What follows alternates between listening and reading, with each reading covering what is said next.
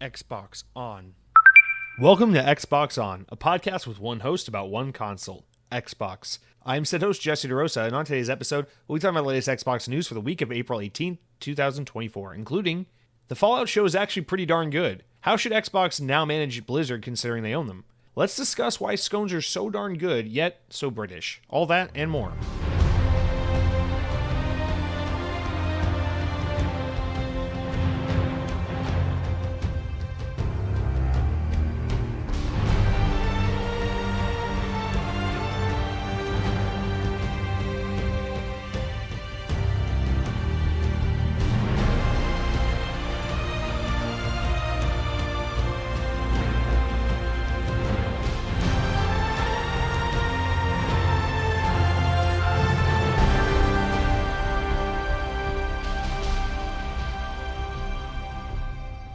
On this day in Xbox history, in the year 2017, 7 years ago, the Disney Afternoon Collection was released as a download-only game for the Xbox One in the US and other territories. You guys, the Disney Afternoon Collection, whether you are a fan of classic NES-style character action platform games, or you're a fan of just retro-style games, or you're a fan of Disney, or none of the above, the reason to get this game isn't because this is a really good collection of some pretty solid, okay to great ranging NES games from back in the day. The real reason you should buy and play and experience this collection is because that 8-bit chiptune rendition of the Disney Afternoon theme song is so contagious. I can't curse in the first 30 seconds of the podcast because I'm trying to get monetized. No, that's not true. But yeah, oh my God, the music in this game, fucking sublime. I mean, the Disney Afternoon theme song from back in the day was already, on the Disney Channel was already phenomenal. But this version, the chiptune version, much better. Much better. So, Disney Afternoon Collection, I love you. I remember you fondly. I remember back when you were announced. It's when I was still blogging for that Disney website. And I remember this story broke while I was on vacation to Walt Disney World, when at the time I still didn't live here. And I remember being like, I gotta stop my vacation right now to blog about this new Disney video game release. Listen, we all have dark moments in our past we're not proud of. And then sometimes you're a Disney blogger while you're at Disney World writing about Disney, and that's just not, it's nothing you want to put on your resume. Not that I put that on my LinkedIn after college when I had nothing better to talk about to try and weasel my way into a first job. Anyway, welcome to Xbox On, you guys. Episode 255, I'm guessing. Is that right? Yep, 255. Here we are. Mr. Mike Clark writes in, kicks us off this week and says, looking forward to another week of Xbox On. Thank you again. Thank you, Mike Clark. And thank you to the many of you that listened last week. Last week's episode was one of those, haven't really had one of these in a while, but one of those random weeks where just everything's right. I guess you upload at the right time, you tag it right, you title it right, it hits the algorithm at just the right time in just the right way, and boom, a huge surge of listeners. On YouTube alone, we got like triple the listenership we normally get, which that sounds like a lot. It's like, like 250 people instead of like 100. But anyway, not to complain about the listenership. I greatly appreciate, of course, first and foremost, those of you who've been here or repeat listeners who support the show over time, but also, of course, to all the new listeners, and we got some new subscribers as well. So I just want to say very special thank you to you guys.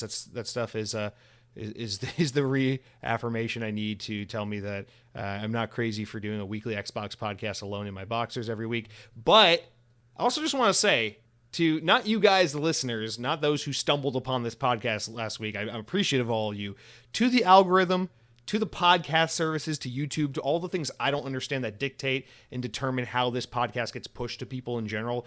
A big old fuck you to all of you guys. Like, it's just so painfully obnoxious trying to figure out how to do things right to get your podcast in front of, the most amount of people possible, tag it, put the thumbnail on it, and do all the things in the most optimal way. It's so goddamn annoying because for the longest time on this podcast, I used to just title every week's podcast with like the dumbest thing. I'd just be like, Xbox is 2 years old, but I've got 2 donuts in my pockets. And just like nonsensical bullshit titles for every week's podcast. And then at one point I was like, you know what?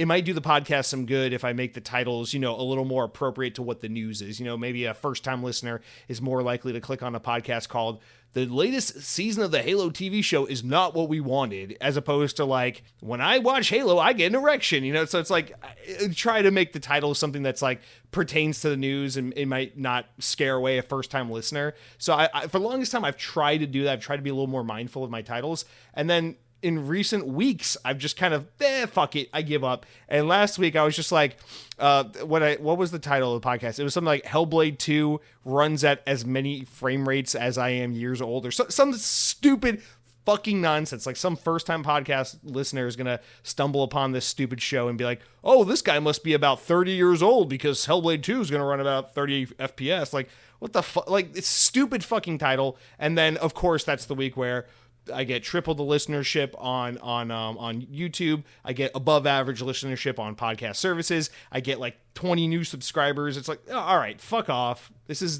doesn't make sense. You're giving me the wrong feedback. You understand? Not you, the listener, but YouTube, podcast services, the internet at large. You're giving me the wrong feedback. Because it's like, do people like it when I title my podcast like "Eating Muffins in Caves Makes Phil Spencer Go Ooey Gooey"? And it's like, what the fuck am I supposed to do with the titles at this point? I don't know. I'm so confused.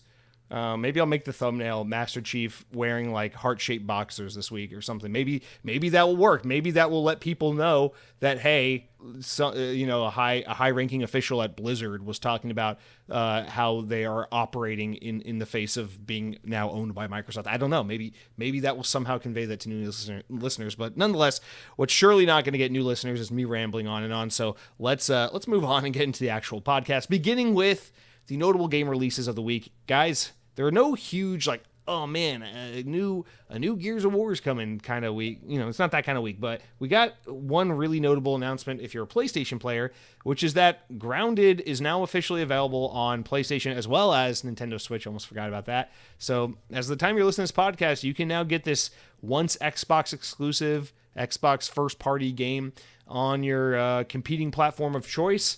It is available now. They also have some new final update for the game, which I think we have somewhere in the notes we'll talk about at some point. So yeah, Grounded, if you want to play on another platform, it is crossplay, and it's available now. It's been on Xbox, of course, for years, but because Xbox wants you to not buy an Xbox, you can now play it on your PlayStation and Nintendo Switch. Harold Halibut is the other notable game release of the week, and really notable because this is a day one Game Pass game, and it's always notable when Xbox puts up the money to get a game not only into Game Pass but a day one game. So those are the most exciting kinds of games to get into Game Pass because it's a game you don't have to fucking put down money on. You don't have to wait for reviews. You can just download this MF and see what all the fuss is about. Harold Halibut is a game I don't know if I knew this existed until like a few days ago, but this game is very impressive from an artistic standpoint. Obviously, this game has that kind of Cuphead energy, not in that it looks like Cuphead, but in that the eye-catching thing, like the elevator pitch for what makes this game so special is that it has a very unique, very painstakingly created art style where as opposed to like Cuphead, which tries to do that old school like Mickey Mouse Steamboat Willie cartoon aesthetic, this game goes for a claymation style stop motion animation kind of video game, and this game was made with stop motion technology and stuff. I don't know how the fuck you do that for a video game, but it was made that way, and there's a lot of interesting videos you can look at from the developers about what they did to make this game look the way it does. So essentially it's a narrative adventure game, so you like your 3-4 hour kind of artsy puzzly Gone Home style games, but it's this incredibly interesting art style, and it looks very artsy, it looks very A24, it looks very hip. It's I just wrote some words to remind me of like the way things I thought of while I was watching the trailer. I wrote Wallace and Gromit, Leica Pictures, Wes Anderson, claymation, stop motion animation, Sundance Film Festival, hipster ass. So I don't know if any of that makes sense, but that's what I wrote watching the trailer. It looks good. I think this is a game I'm not going to give a try.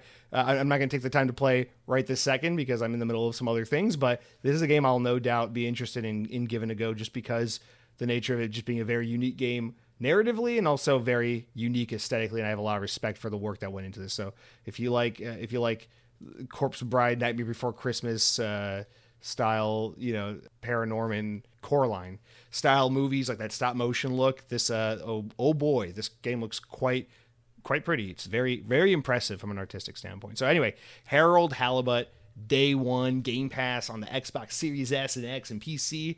Yo, that's it for notable game releases this week.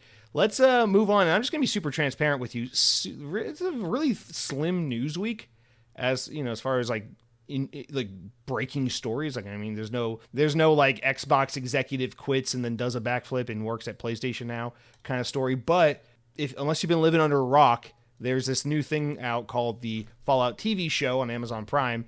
And unless you've been living under two rocks, you've probably heard it's pretty fucking good. And so we're going to be talking about that a lot. We're going to be talking about a little bit about Blizzard and Diablo and some other things. So I am excited to get into our conversations this week, despite the lighter than usual news week. But let's start things off with some mildly amusing stories, beginning with this tweet that former Blizzard president, former Xbox executive Mike Ibarra tweeted out earlier in the week, talking about the value of video games, kind of an ongoing discussion. We've brought it up on the show before about, what games are really worth and how it's kind of doing a disservice to the industry as a whole to come up with these arbitrary blanket price tags that everything has to be like. Every game is either $70 or it's an indie game for $20, and how that's kind of destructive.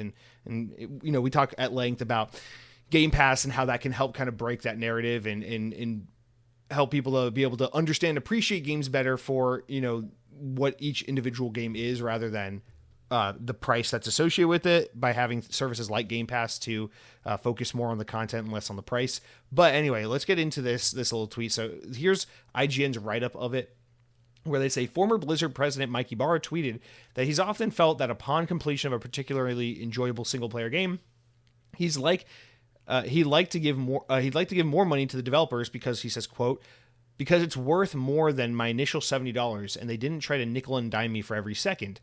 Mike Ibarra mentions that he had that games that have sparked such feelings for him include Guerrilla's Horizon Zero Dawn, Sony Santa Monica's God of War, Rockstar's Red Dead Redemption 2, Larian's Baldur's Gate 3, From Software's Elden Ring, and so on. He goes, I know that $70 is already a lot of money, but it's an option. But if there was an option at the end of the game, I wish I had.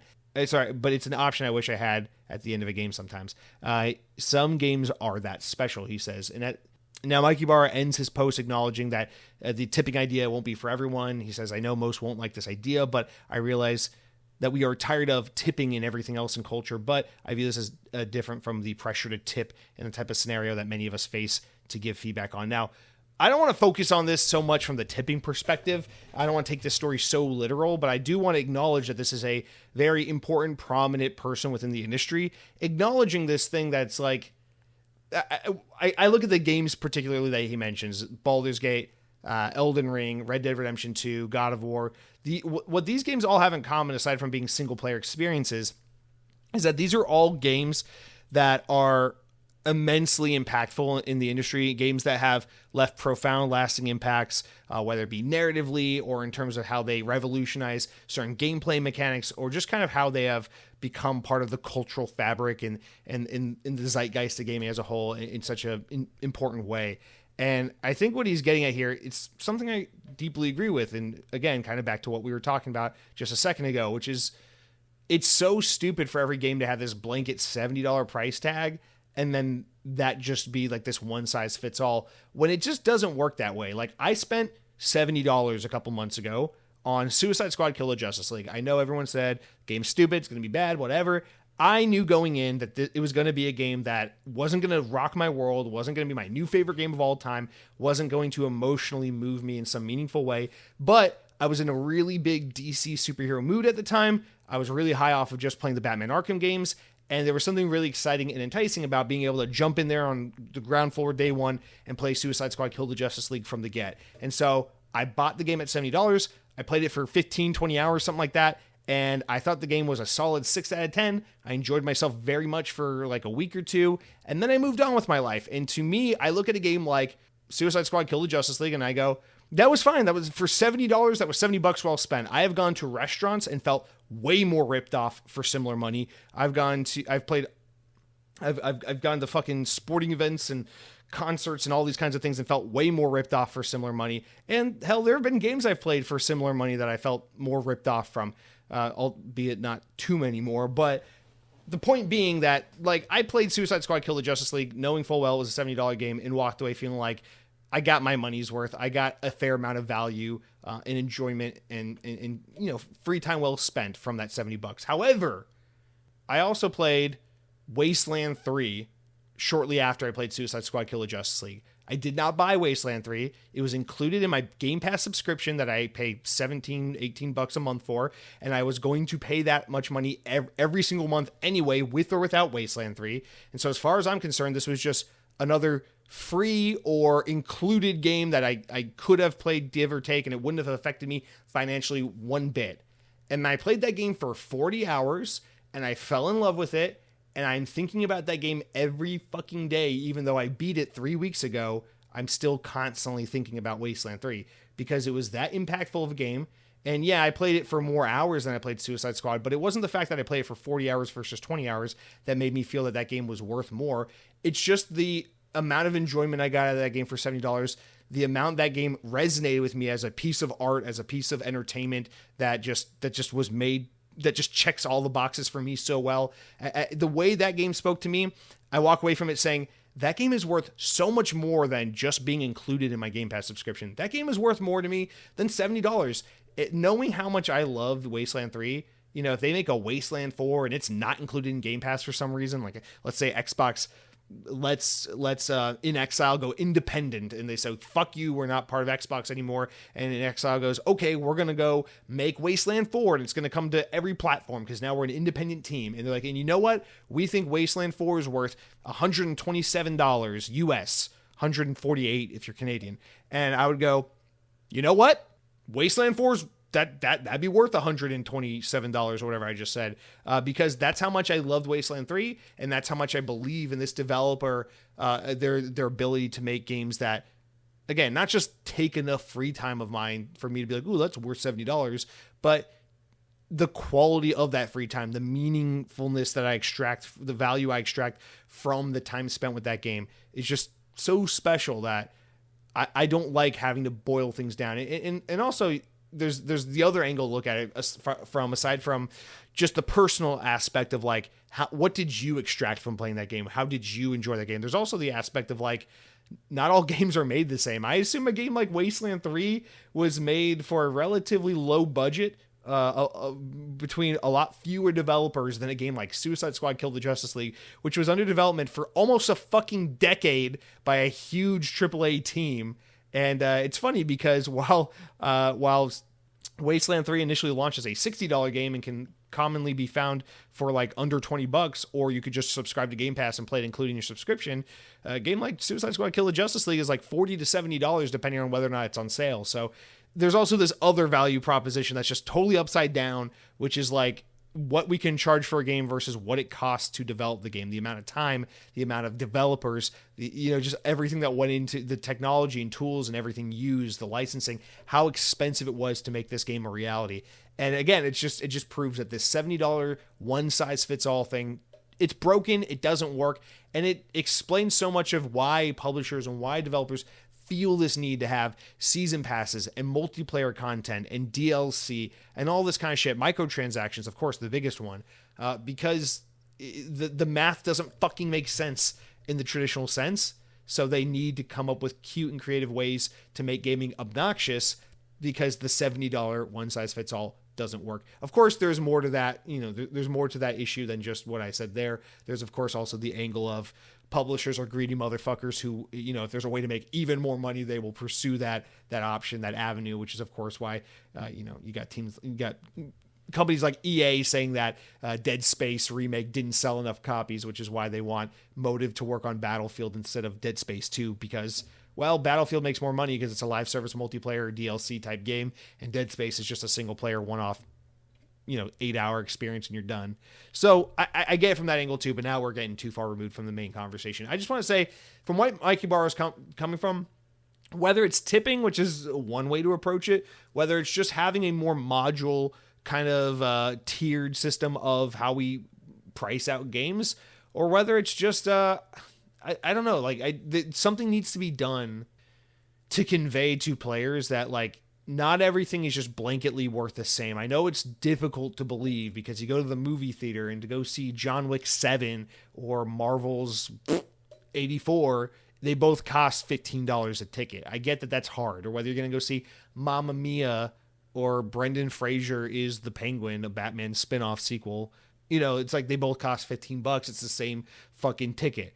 But I don't, just because that's how the movie industry works, I don't think games have to work a similar way. I don't see why we can't have $100 games. You know, I don't see why GTA 6 couldn't be a $150 game, and then, you know, Hellblade can be a $50 game, and then Avowed can be an $80 game, and then Indiana Jones can be a $70 game, and, you know, so on. Explore that scaling. I'm not trying to say, oh, I just wish I could pay more money for video games. I know it sounds like that to some extent, but that's not what I mean. It's just, I want a healthier ecosystem.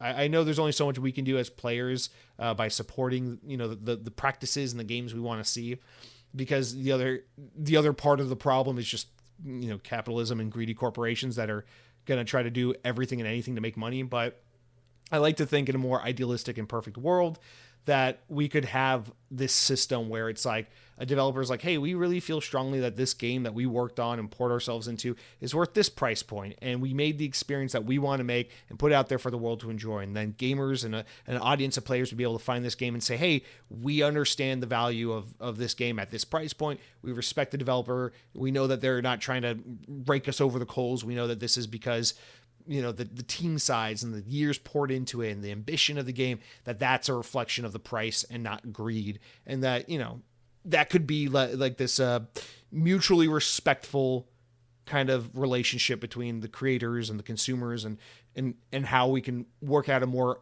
honest, sincere, respectful, and sustainable way to create and price and sell video games. And yeah, sure, tipping is one aspect of that, could be one element of it, but it's just, I don't know, to me it's like this is just reminiscent of a larger issue and a larger conversation I'm always having in my head about just the inherent brokenness of how video games are priced and sold, and it's all fucked up. And I get it, man. The economy's rough. I'm constantly saying no to things I want to do because I'm just trying to save money. I'm trying to fucking pay a mortgage now, and it's fucking hard. Everything's really, really expensive.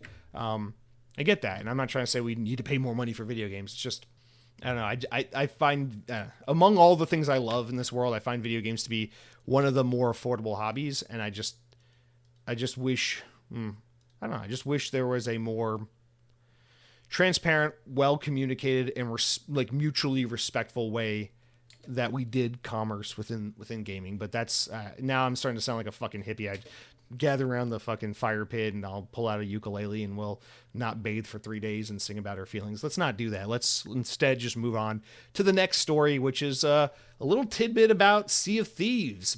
So headed into this game coming to PlayStation. What is it? This game comes to PlayStation. What, next week? April 30th, right? So a little over a week from now, this game will be a little less than 2 weeks. This game will be coming to PlayStation 5. And so, you know, to kind of cap off these, what's it been, 6 years of Xbox PC exclusivity for Sea of Thieves, Microsoft and Rare have announced that Sea of Thieves has reached over 40 million players live to date. The Microsoft-owned team Rare announced that this new player milestone ahead of the launch of Season 12 in the game's PS5 release on April 30th. The pirate-themed co-op multiplayer game was originally released as an Xbox PC exclusive in March of 2018, when it became the first exclusive title from Microsoft to launch on Game Pass day and date. Microsoft said that in July 2020 that Sea of Thieves had been played by over 15 million people, cementing its place as Xbox's most successful new IP of the last generation. Quote, 40 million players across Xbox, Windows 10, and Steam is an amazing milestone to be able to talk about. And of course, we wouldn't have had that happen without you, our brilliant, positive, and welcoming community who continue to surprise and impress us with your creativity, antics, and out there on the waves, said Joe Niati, executive producer at Rare on Sea of Thieves. So I just want to say in the past 3.5 years, 4-ish years, to have gone from 15 million to 40 million is fucking massive. But yeah, this is a largely impressive number considering that the Xbox One console generations teetered out around 45, 50, somewhere maybe like 45, 48 million consoles sold. And obviously there's, the only fucking console to ever have, the only video game in history to have 100% attach rate would be Wii Sports. So considering that 100% of people on Xbox One didn't play or buy Sea of Thieves, you can assume a sizable amount of that population is from Windows 10 and Steam. But again, between Xbox, which is a lower penetrated home console, and then PC and Steam, 40 million is a pretty fucking impressive number, especially to have jumped from 15 to 40 in just 3.5 years or so. So obviously now that the game's coming to PlayStation, a console with a far larger install base than Xbox, this is going to be a huge opportunity. Maybe we see Sea of Thieves player base reach, I don't know, by within a year, maybe it hits 50 million or something. If Xbox can sell an additional 8 to 10 million copies of Sea of Thieves in about a year's time by putting this game out there to PlayStation players with more content complete version of the game at a more effective price point, and with all the buzz from years and years of people raving about this game on other platforms, that could be a pretty fucking huge, games as a service game. I mean, Sea of Thieves is already, in my opinion, one of the most under-discussed ongoing games as a service. Like, you always hear about, of course, like the heavy hitters like Fortnite and Warzone and stuff like that. But while, of course, Sea of Thieves isn't that caliber of game in terms of its player base, 40 million is nothing to fucking sneeze at. And this game's been going on for more than half a decade at this point. So this has been just a kind of a quiet, massive success for Xbox for a long time. And, you see obviously why they want to expand it to a platform like PlayStation, despite how it may or may not help or hurt Xbox hardware. It's definitely for the benefit of Sea of Thieves and its community. So that's at least, trying to find the silver lining. At least that's pretty fucking cool. And pretty interesting. So now we know. It's nice to know 40 million is the stopping point for just PC and Xbox. And now the next time we get an update on the player base for Sea of Thieves, we know we can just do the simple math and figure out how the game's doing on PS5, because as we all know, Xbox doesn't like to usually brag too much about numbers, especially when it comes to units sold. So it'll be interesting to see, because you can assume 40 million kind of stops there on PC and Xbox. And then if it reaches 50 million, that means the game's probably sold around 10 million units on PS5. Because PlayStation doesn't have this game on some kind of Game Pass like streaming service. People have to buy the game a la carte on PlayStation. So we'll get a pretty good rough idea of how the game is selling on PlayStation the next time we get player base numbers. So I'll be pretty excited. I don't know. This is the weird stuff I find really fun about video games, is tracking like the stupid statistics and data and stuff like this. I hate numbers in almost all other senses. Like, I love baseball. I never track player stats and things like that because it bores me to tears. But I don't know. There's something about video game sales data that's like just so exciting to me. Maybe because I was dropped on my head profusely as a child. I don't fucking know. All right, that's really it for our opening mildly amusing stories. Let's get into the games I've been playing. It's a little bit of a weird one because we're half talking about a video game, half talking about a TV show, and it also kind of plays into other conversations we're about to have. But before we even get there, before I even tell you about what I've been playing this week, I gotta first tell you about what it is I've been eating. To which I don't really want to talk about anything specific that I've been eating. What am I going to tell you? I had broccoli the other night. Fuck that. So I want to talk about scones because, as I've been talking about lately, I've been watching Curb Your Enthusiasm for the first time ever. And I've just been flying through that fucking show because I love it. It's so good. It's probably one of my all-time favorite shows. But there's this whole episode on scones, and like everyone's hating on scones in the episode. I'm like, wait. Is this a real thing in real life? Do people hate scones? And so I'm surveying, anecdotally, I'm surveying people I've been talking to lately, and of course my coworkers, which is really the main pool of people I get to talk to outside of my cat and girlfriend. So it just seems like anecdotally, and from this one episode of Curb Your Enthusiasm, that people aren't that hot on scones. And I just gotta back up a little bit. First of all, I asked myself, I don't fucking know where scones are from. You think about like the popular breakfast pastry type dishes. You think about croissants, of course, they're French, and you think about French toast, of course it's French. I don't know what else are the Danishes, and of course those are Danish. Anyway, joking aside, I just thought it was interesting. I was like, I've never really thought about where the fuck a scone is from. I don't know what that is. I looked it up. Scones are a classic British treat, and I gotta just say, props to our British friends. I didn't recognize your game. And this has to be said because I often like to make jokes about the culinary world that, in terms of the British foods and at your expense, laugh about the tea and the baked beans and the blood pudding and things like that, which I find abhorrent.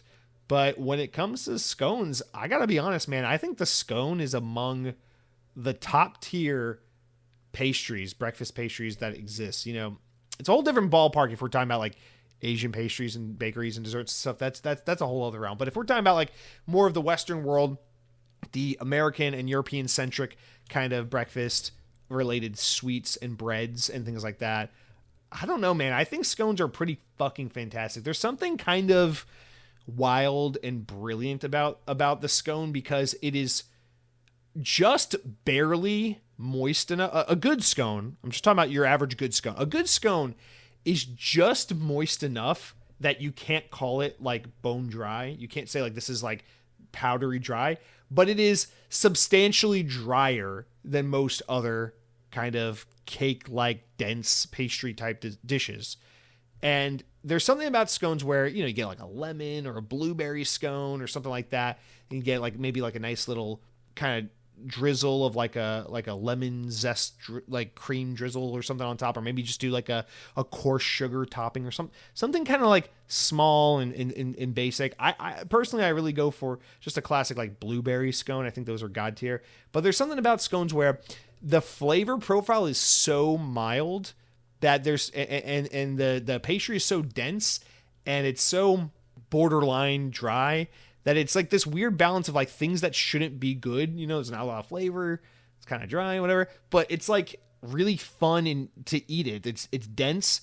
You work on each bite for a long period of time. It's got like this mild flavor, which is like really good, but very subtle. And then you get your little lemon hint or your blueberry hint or whatever it is. I don't know. There's something about scones. They're crumbly. They got fun shapes. I love when they're in those triangle type shapes. And I love scones. I'm doing kind of a bad job of really talking up what makes the scone great. I'm maybe turning more people off of it than I am, turning people onto it. But I just gotta be honest. I really love scones. If you got a little coffee in the morning, a little latte and a scone, what, dude, that's fucking amazing. And don't get me wrong, I love like an almond croissant. Listen, British people, I'm not going to say it the way you say it. I'm not going to try to do a fake bastardized French voice and go croissant. No, we're not doing that. Okay? Croissant. Okay? We anglicize our words. So anyway, scones, amazing. Britain, shout out to you. That was one of your creations, and I never gave you proper recognition for that. And so while I don't give a shit about shepherd's pie or blood pudding or Gordon Ramsay's butthole or whatever the fuck it is you guys eat, I gotta be honest, aside from fish and chips, scones, pretty fucking good. And English tea is good. If you had like the cream and the sugar and all that, English tea is fine. But yeah, scones, shout out to you. I would eat you every morning if I could, but I can't because I will die. So that's not what I've been eating, but it's something that's been on my mind, on my heart. And if I come across a scone anytime in the near future, I think I'm gonna have to pick one up. That's another problem though. I've noticed living here in the U.S., scones aren't that easy to come by. Publix makes some decent scones. So if you're at, Publix grocery store, you go to the bakery and they got some good scones. But like most bakeries around here, they don't go doing scones. You go, especially here where it's Florida and everyone wishes it was New York. You get like the fucking bagels. Get the muffins. Controversial take? I prefer scones over muffins. Muffins are only good on the top. Scones are good all around. Try beating that argument. That's it for what I've been eating. Now on to what I've been playing. So two things I want to talk about here. So Diablo IV, finally, and the Fallout TV show. But I don't want to get too in depth because our first big story is all about the Fallout TV show. So I'm going to put a pin in that, and we're going to save that for the main news topic, is the Fallout TV show. Diablo, let's talk about Diablo IV, and then we might come back to it a little bit because we have a Blizzard story to talk about in a while, and my recent experience playing Diablo IV will help us maybe, add some texture to that conversation. So let's just talk about Diablo IV. So after long last, the game's been on Game Pass for like 3 weeks at this point. I've finally gotten around to playing Diablo IV. It's been a hassle. My girlfriend's on Fortnite all the fucking time. Now I want to play Xbox. She's on Fortnite. So I've been basically just reading books and watching hockey in my free time lately because there's no Xbox. But I managed to get 4 hours, not really that much, maybe 4 hours of Xbox time this past weekend. And I played Diablo IV. And I want to be honest about something. Let me start out the unusual way and just talk about what I don't like first, because there's a lot more I do like about this game than things I don't like. But the thing I don't like about this game is, as someone who's coming into Diablo 4 10 months after it came out, I feel like this game wants me so fucking badly to interact with its live service element. And the game kind of guilt tripped me at the beginning and said, do you want to play this game like it's a one-off single player experience? Or do you want your save file to acknowledge the fact that seasonal content exists and that there's new loot and different things coming out all the time? We highly recommend you do, the one with all the seasonal content. And so I did, because I didn't want to feel left out. I didn't want to feel like an idiot or like I wasn't experiencing the full scope of the game. But I quickly regretted doing that, because this game is kind of making me feel, I don't know, it feels like what I imagine it would be like for someone to just jump into Destiny right now after never having played it, because I'm feeling a little bit of that. Like, I can do all the single player main questline story shit, no problem, but every time I'm in the menus or I'm booting up the game or whatever, the game's constantly trying to, season 12, the Witch Queen's butt plug is now available for higher level dungeon crawlers. And it's like, fuck off, I don't want to deal with any of that. I just want to go fight some Diablo 4s or whatever the hell you do in this game. And so that's my main gripe with it, and that's kind of my fault, because I could have played the game in a way where it just ignored the seasonal content and focused on the base game. So at least there is an option to play that way if that's how you want to experience it. So that's somewhat on me, but that's my big gripe with the game. Aside from that, it's been a while since I've really played a Blizzard game. I mean, I liked the old Warcraft games growing up. I've dabbled on and off in World of Warcraft over the years, throughout my middle school and high school years. And yeah, for the most part, Blizzard is a team that I've always greatly admired, but not played a whole lot of their games. The last Blizzard game I seriously played was Diablo 3. And even with Diablo 3, I probably only played that game for like 8 hours, maybe something like that. Like, not that much. So I don't play a whole lot of Blizzard type stuff, but playing this game is a firm reminder of why I appreciate Blizzard from a distance. Everything except Overwatch, of course, is what I mean by that. Because, damn, Blizzard are... I know it's like a tired thing people say in the games community all the time, but it's true. Blizzard really are, in a way, like the Pixar of video game development. There's 3 companies I really look at that way. Like, you're the Pixar of video game development.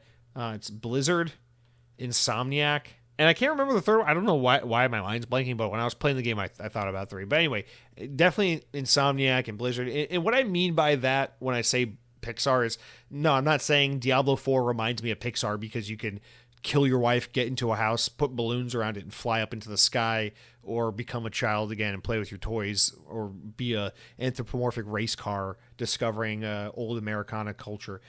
That's not what I'm talking about. What I mean by calling it like the Pixar of video game development is the reason why Pixar is by far the best animated movie studio out there, and in my opinion, just the best movie studio in all of film. But then again, keep in mind I have a very basic film understanding and taste. It's just because Pixar has that like obsession with charm, polish, attention to detail, creativity, and just like that, it's like everything about the game is just like, oh man, they thought of that, or like, oh, that's a really nice touch, or like, oh, that's super creative. And when I play games like Sunset Overdrive or Ratchet and Clank or whatever from Insomniac, or I'm playing games like Diablo or Warcraft or whatever from Blizzard, you really feel that level of like, oh man, the visuals are like the CG cutscenes. It's like, this is another fucking level. This looks amazing. Or like, the level of polish of the game. Like, there's just no bugs. There's no issues. Like, the game just looks and runs in a way that's just like, it's just the highest level.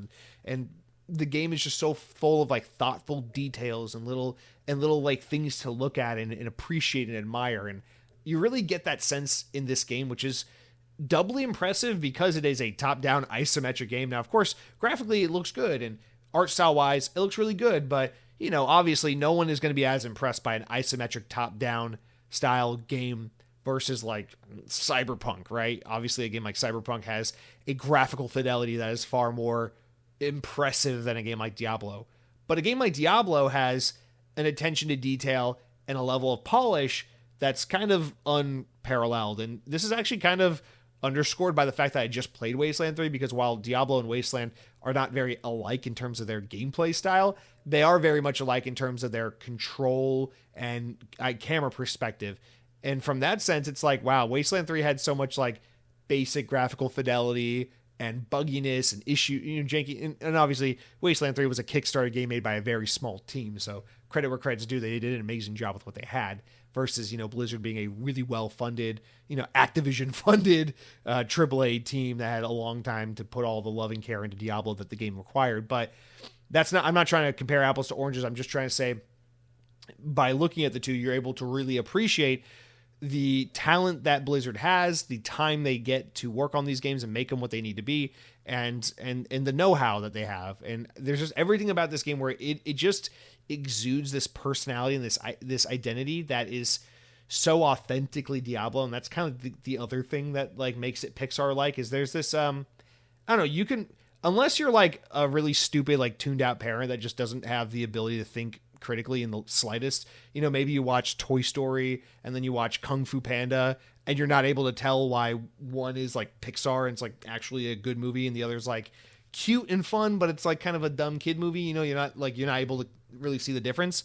But like, I don't know, I look at a game like Diablo and it's like the game speaks for itself. It's of this quality where maybe you can't articulate it, maybe you don't see it necessarily at first blush, but like you understand it while you're experiencing it, that there's just this level of seriousness and authenticity that just makes the game so, well, let me back up because I got away from the point I was trying to make.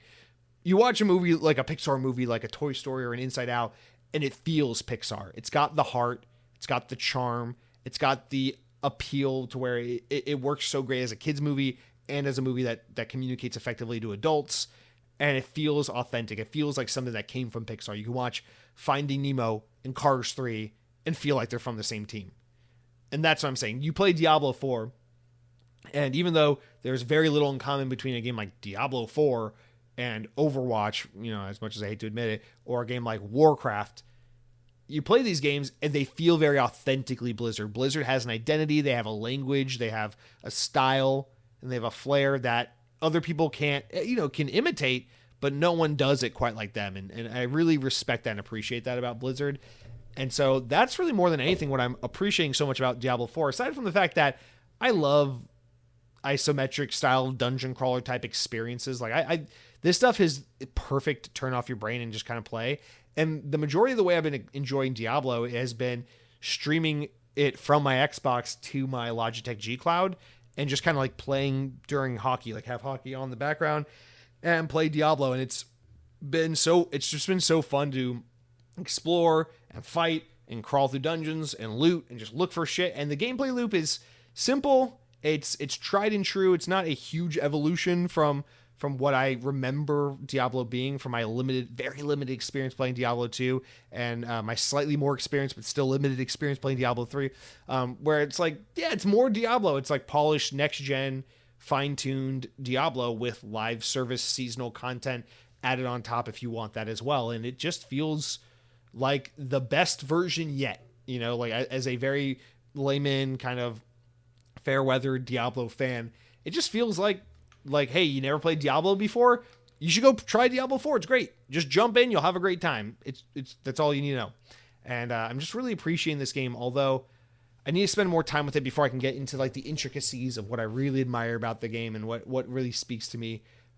But just, I don't know, kind of surface level initial impressions. Diablo 4 it's dumb fun. It is a game that understands its addictive mechanic and why people come back for more and more, and that grind of, questing and following the main storyline while also just getting better and better gear, leveling up, using your attributes and your skill points, and then fighting bigger and bigger monsters and going through higher level dungeons and stuff. It's simple and it's really, really fun. So shout out to Diablo 4. I'm really enjoying this game, hoping that I can get a lot more time with it this weekend if all goes well. But that's really the game I've been playing. Now, the other big thing I want to talk about is, of course, the Fallout TV show. But what we're going to do is take a break here, go into the main news, and that's where we'll talk about Fallout.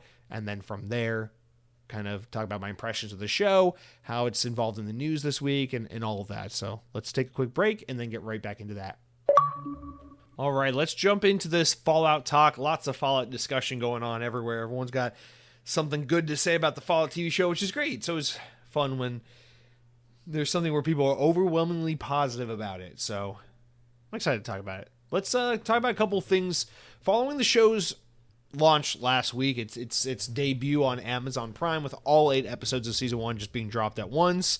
The show was met with rave reviews and a couple stories I just want to talk about following up with that pertaining to Fallout 4, the video game, and the success of the show and how it's affecting the game franchise. So, from VGC, a couple write-ups here. Numerous games in the Fallout series have seen their player counts dramatically rise following the release of the Fallout TV show.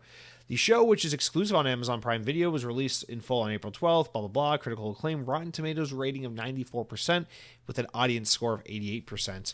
As the apparent result of the show's success, Steam database points out that a number of Fallout games have enjoyed large increase in player counts following the show's debut, while Steam's database posts on X suggest that games have been more than doubling their current player count. Numbers have continued to rise, and for some Fallout games, they are seeing more than triple their usual numbers. The biggest leap has been Fallout 4, the most recent and the main Fallout entries, released in 2015, which regularly has around 20 to 24,000 players in the past 6 months, but saw a peak of 83,491 players on Sunday, more than tripling its normal player count. Fallout 76, the most recent release in the Fallout series, saw a large jump in numbers, shooting up from 3-month best around 13,000 players to around 39,000 players on Sunday, breaking its all-time peak concurrent count. That's crazy. It's all-time peak. It was broken. Even older games saw notable increases, like Fallout New Vegas rising from its average 5,000 to 19,000 players, and Fallout 3 Game of the Year Edition going from about 1,000 concurrents to about 6,700. So not only are games receiving lots and lots of uptick in interest in player attention, but Fallout 4's long-awaited current-gen version, upgrade edition, whatever that's been delayed, the Xbox Series X PS5 update, will release next week on April 25th.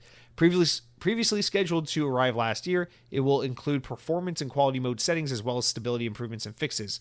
Quote, experience game up to 60 FPS and increased resolution, reads Bethesda's blog post.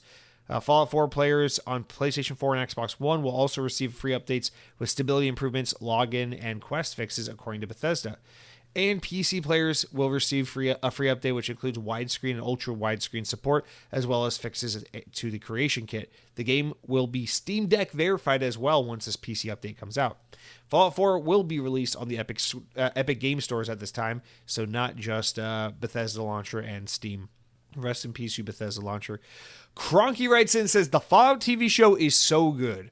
We are working through it at an episode a night, and it's just fantastic. I can't believe they nailed the Fallout feeling.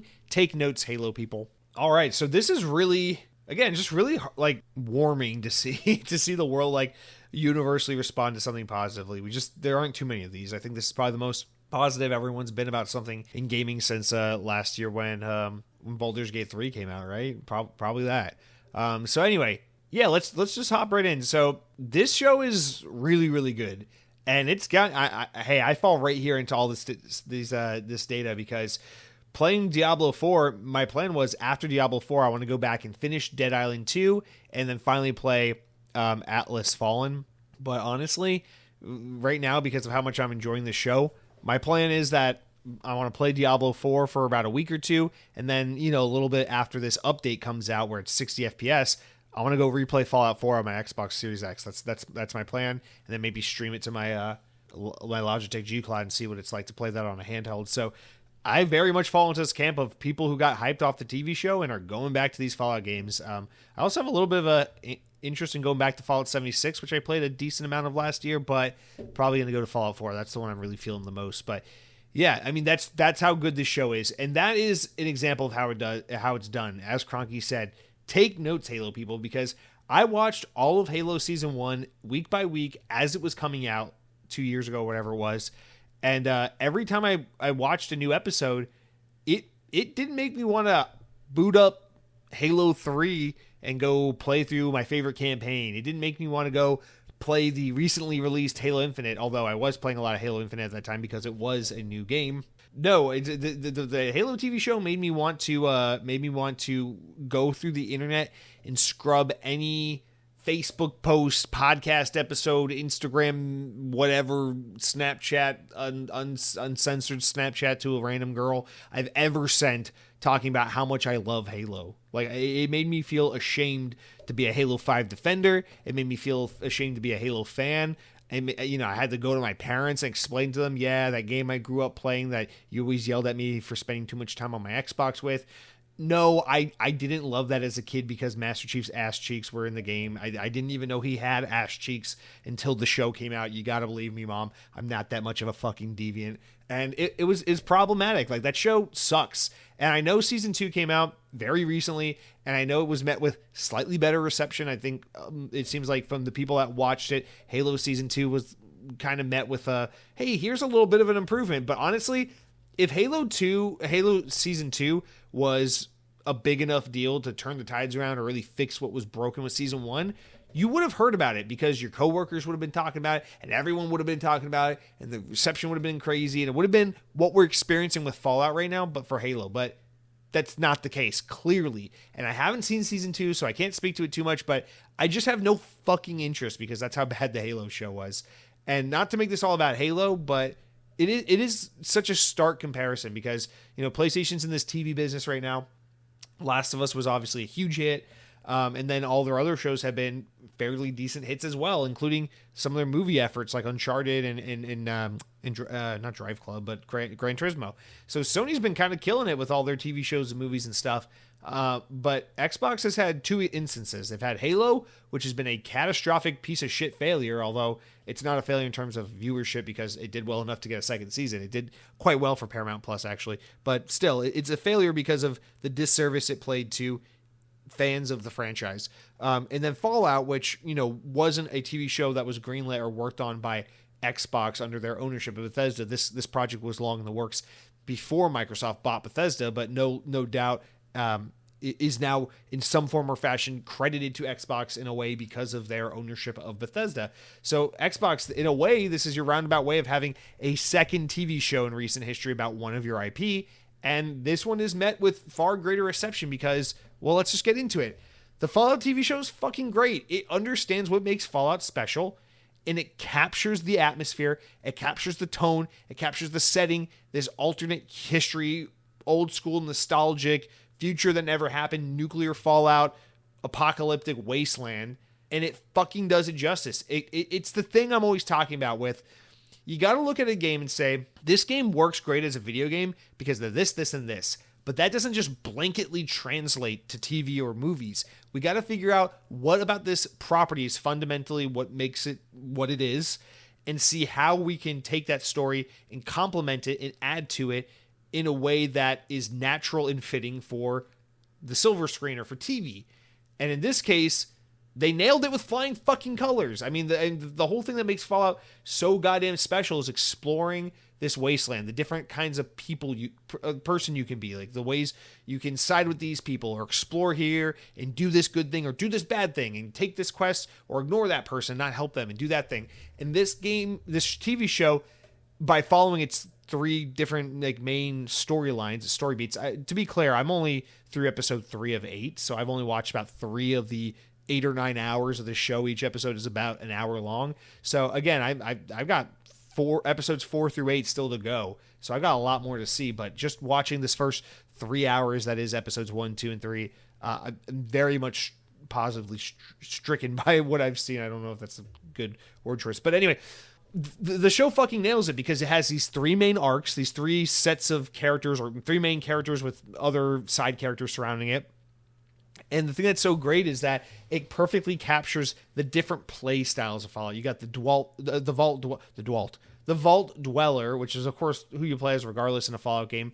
But then the Vault Dweller in this show, she's kind of like your default way you can play the game. But then you got the Ghoul, which shows you kind of like the darker, more reckless and evil side of the wasteland. Then you got the Brotherhood of Steel, which is this other more gray area, and I think that's like the thing that makes this show particularly special, is because you got pie in the sky, like this is how the way the nuclear aftermath was supposed to work out, kind of do-gooder, positive attitude, like optimist kind of perspective and play style. And then you got like the bleak, this is how the world turned out, it's every man for himself, kind of just evil and grim outlook that is the Ghouls arc. And then you got the Brotherhood of Steel, which is like this more gray in between. It's like sometimes people are good and sometimes people are bad, and there's complicated human reasons that explain who people are, how they end up in the situation they're in, and why they make the decisions they make. And it's just really cool to see all three of those explored, because it gets to the heart of what Fallout is as a franchise. In particular, what Todd Howard always talks about when he talks about the games he makes, Starfield and Elder Scrolls and Fallout. And it's all about that player agency and that player choice. And you feel like as a person who has experienced a Fallout video game, that like you're kind of getting a cinematic variant of that player choice by seeing these three distinct characters and these different arcs and stories, and how these characters' lives and choices intermingle and interweave between one another, and the complications and like the interesting combinations of events that unfold as a result of mixing those scenarios and characters together. And it's kind of a reflection of what makes the Fallout franchise so special, which is the player choice and the character interaction and the world. They nailed the tone of the world. They nailed the aesthetic of the world. They nail the sound design. They don't try to do some weird fucking new Netflix thing where they do classical renditions of goddamn Nicki Minaj songs. They do the proper old 50s fucking playlist, and it's just superb and beautiful.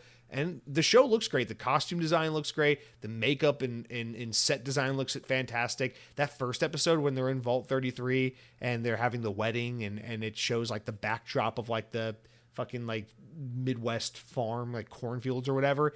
It looks so goddamn good. And it's just a fucking Hollywood set with projection, but it just like it's so aesthetic and nice to look at.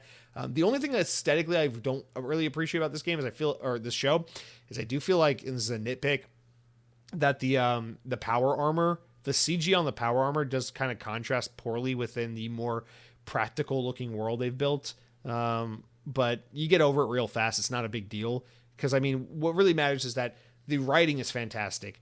The character performances, the acting is fantastic. The sets and the art is fantastic.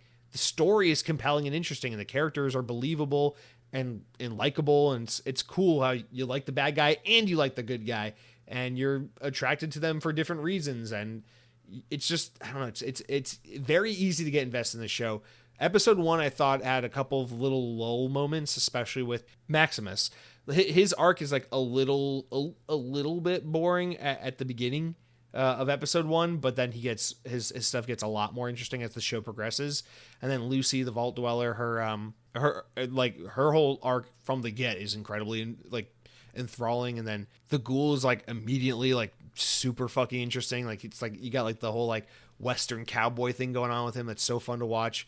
And I don't know, man, I'm just really a big fan of what they've pulled off with this show. I feel like it's narratively compelling. It captures what makes the video game special, and it's not a bastardization of the lore and the story and the world that players have come to love. And I'm not the biggest Fallout buff in the world.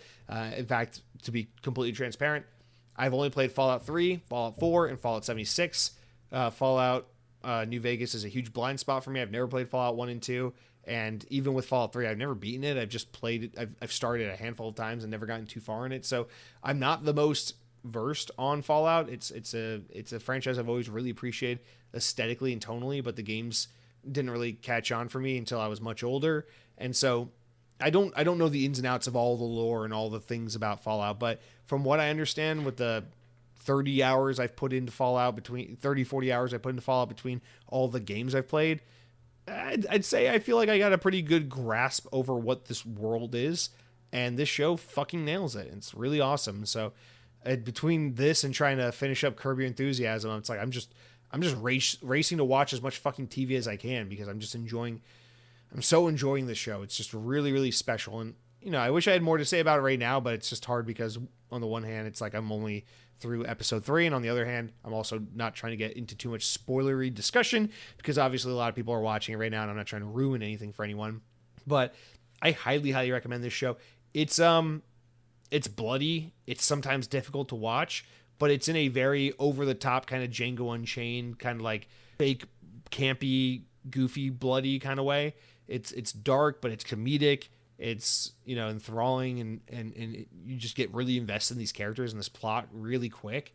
And I don't know, I think for a show that is so slowly paced and so long, with each episode being an hour plus, it goes by fast, and it's a breeze to watch. And I mean, that's fun TV. So Fallout TV show, highly, highly recommend. The uptick in attention and player base and all these games that the Fallout series is experiencing right now, totally deserved. And I just want to say huge fucking props and congrats to everyone responsible for the show, and of course the people at Bethesda, because this is a much deserved win. This is a show I had very little enthusiasm for when it was announced for many years ago, and then teased on and off throughout the years. And it wasn't really until we saw that first trailer about a month or two ago that I was like, maybe this show is good. It looks kind of good. And lo and behold, it's fucking great, And so I'm excited about that. It makes you really wonder, like, between The Last of Us, between Fallout, between some of these other things we've been getting lately, it's like, I think it's safe to say we are firmly in an era where it's a known, proven quantity that video games can translate well into TV and movies. Between the Sonic movies surprisingly being fun, and the Mario movie being fun, and the Fallout show being great, and Gran Turismo was good, and Uncharted I think is a little overrated. I thought the Uncharted movie was kind of meh, but it's fun. And of course, Last of Us being a great show, and apparently the Twisted Metal show is really good as well. I mean, they just announced this week that they're going to do a freaking Golden Axe TV show on Comedy Central for whatever the hell that's worth, but man, I want a in-depth Mass Effect show now. Like, let's do Mass Effect. We can do a fucking horror movie for Dead Space or something. Like, let's do this, man. Like, if we can keep pulling this off, there's a lot of good shit to mine here. I'm not trying to say we need to go into a thing where all of Hollywood is just video game remakes, although that is probably where we're headed to next, since Hollywood is so incredibly tapped for creativity. But shout out to video games. This stuff is all proof that not only are video games great in the context of their medium and what they do, but these are compelling characters and worlds and things that, stories that have been created over the years that, people from a more respected field of entertainment have looked over their shoulders and gone, hey, what's going on over there? That's cool shit. I wonder if we can make a movie out of that. I wonder if we can make a TV show out of that. And it's cool that we finally have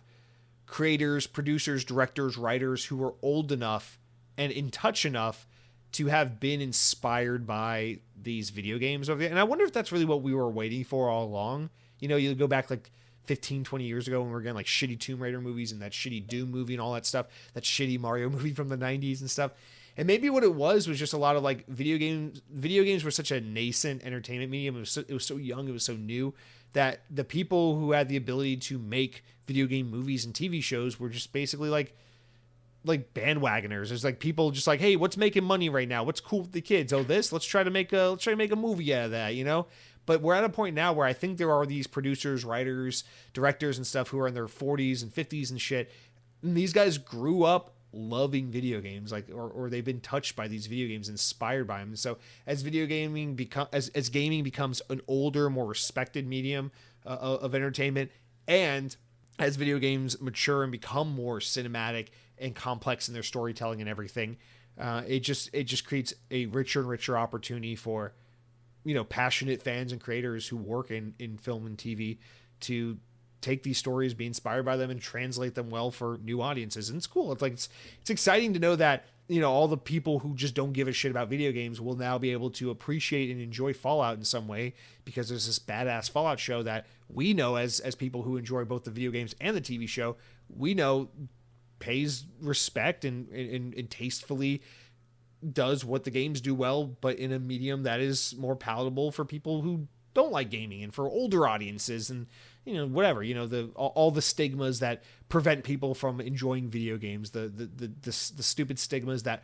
rob people of their ability to appreciate the wonderful pastime that is gaming, because Yeah, it's unfortunate. You play a game like Fallout and you appreciate it and you love it and you say, God, I wish my parents could appreciate this, or I wish my Grandpa Joe could appreciate this. But unfortunately, mom and dad have been brainwashed by Fox News when they were told that playing Grand Theft Auto will turn them into the Columbine kids. So, now mom and dad can enjoy Grand Theft Auto as a limited series on HBO Max instead.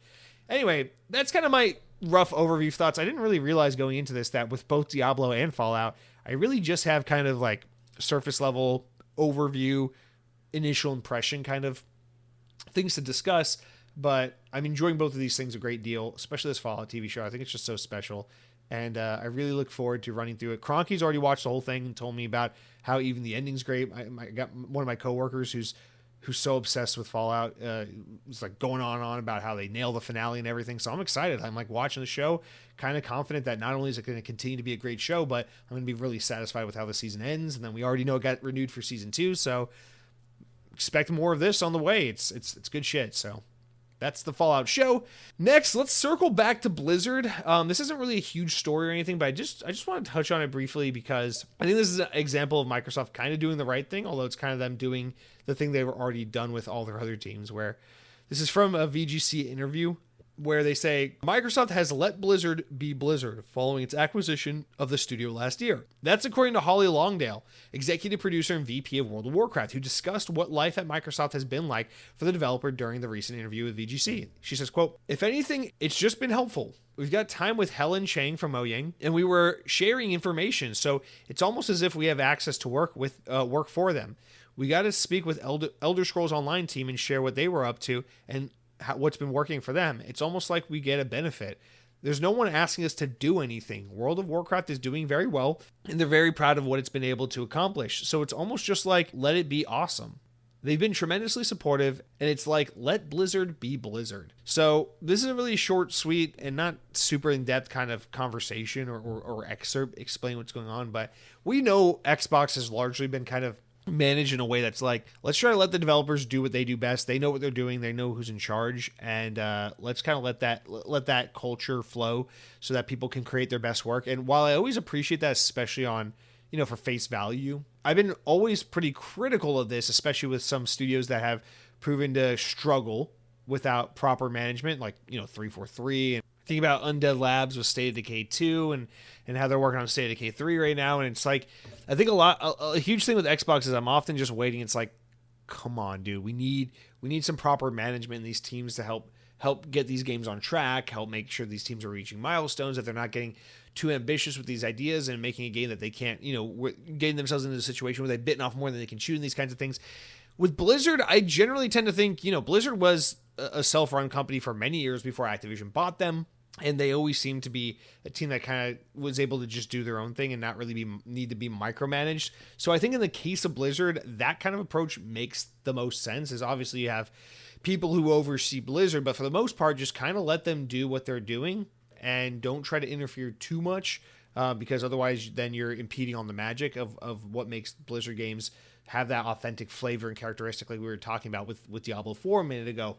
But at the same time, I feel like this is just kind of Xbox's signature approach to everything, and it doesn't really work all the time.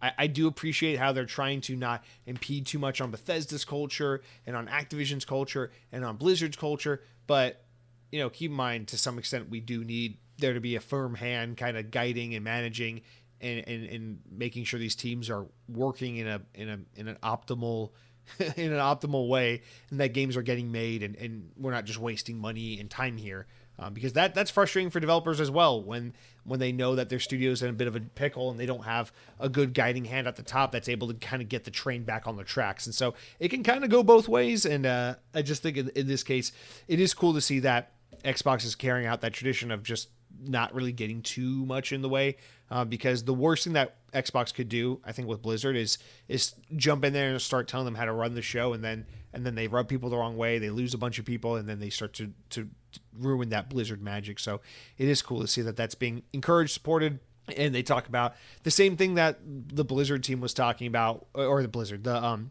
Bethesda teams were talking about when they joined Team Xbox, which is like this nice cross-pollination of like all the teams work together with one another. We share projects, we share, tips and notes and stuff, and we can give each other feedback and stuff. And by having this large community of different developers, we're able to help one another and become stronger as a whole with, sharing our experiences, our successes and failures, and our assets and our technology and our tricks and all these things. And so that's exciting, to see a bigger, stronger Xbox first-party portfolio, because they have all these really excellent teams being able to share notes and work together.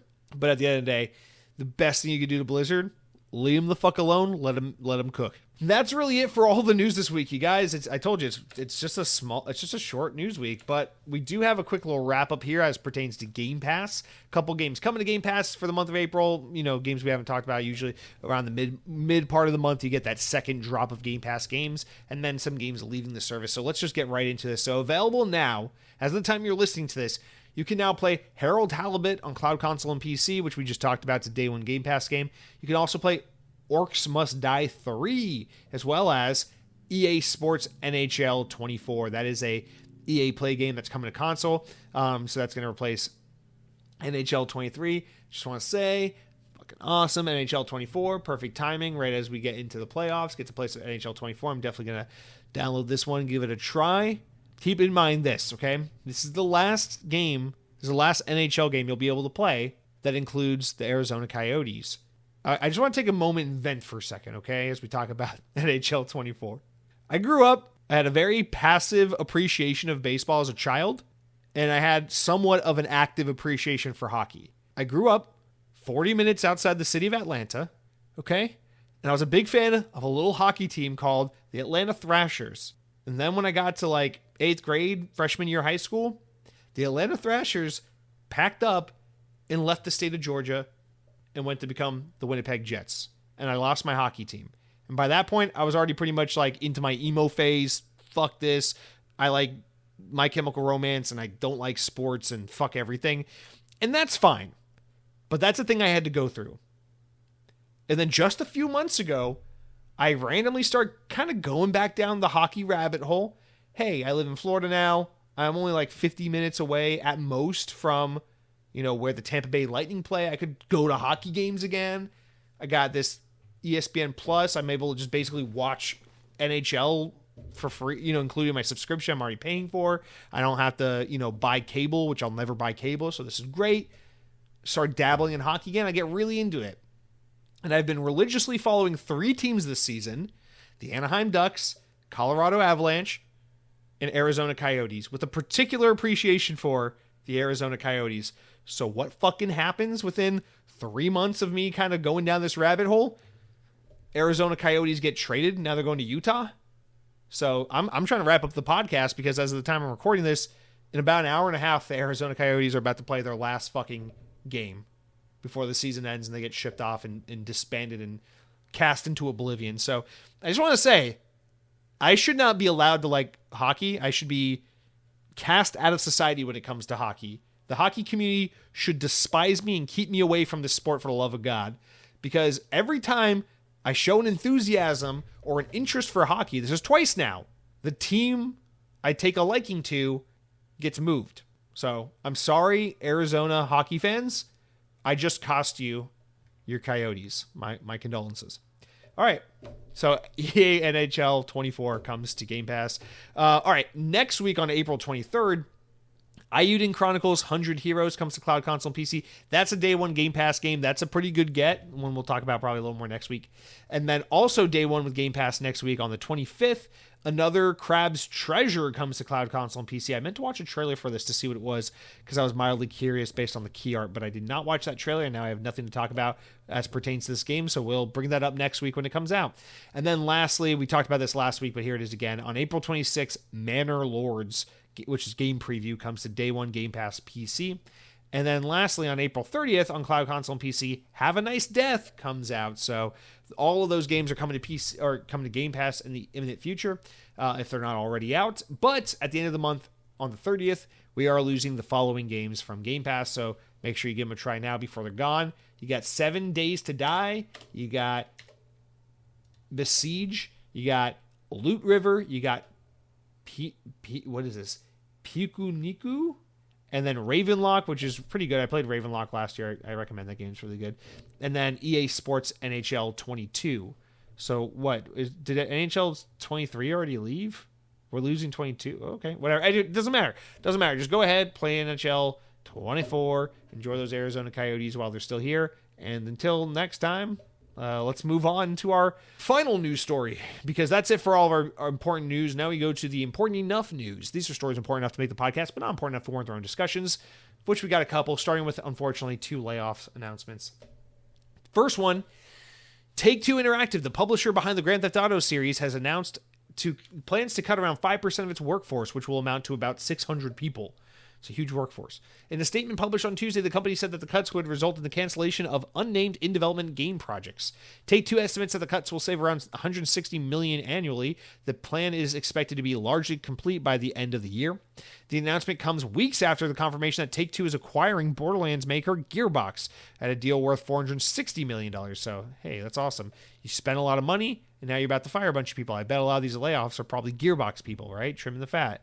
Redundant positions, that kind of thing. Take-Two CEO Strauss Zelnick had indicated that he intended to reduce costs earlier in the year, but claimed that at this time there was no current plans for layoffs. Well, last February, the company implemented an earlier cost reduction program, which it sought to try and make an annual savings of $50 million. I guess they ran out of cost-cutting measures and are now taking people's jobs away.